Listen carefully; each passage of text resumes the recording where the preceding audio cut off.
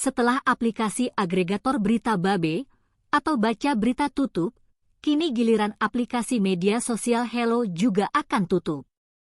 Kedua aplikasi itu milik perusahaan teknologi asal Cina, ByteDance.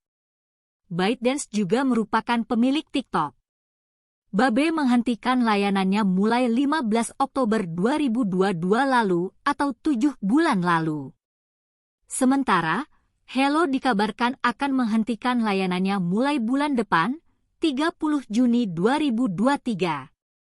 Kepada kreator Hello, terima kasih atas dukungan yang telah Anda berikan kepada Hello Indonesia. Melalui pengumuman ini, kami ingin memberitahukan bahwa mulai 30 Juni 2023, aplikasi Hello akan menghentikan layanan dan seluruh kegiatan operasionalnya di Indonesia. Kami sangat berterima kasih atas dukungan Anda dalam perjalanan ini. Apabila Anda memiliki pertanyaan terkait kerjasama atau isu lainnya, silakan menghubungi kami melalui feedback@hello.com. Terima kasih atas dukungan Anda dan semoga kita dapat bertemu lagi di lain kesempatan. Salam, Tim Hello. Demikian pesan yang beredar. Saat berita ini dilansir, Tribun Timur sudah berusaha menghubungi pihak Hello di Indonesia, namun belum ada respon. Sebelumnya, Hello tiba-tiba menghilang dari toko aplikasi.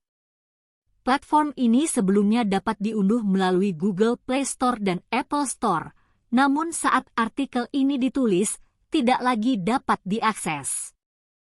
Halaman Instagram resmi Hello terakhir kali mengunggah konten pada awal bulan Mei.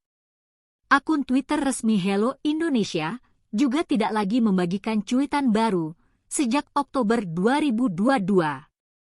Hello dirilis di Indonesia pada April 2021 dan kini sudah diunduh lebih dari 50 juta kali di Google Play Store.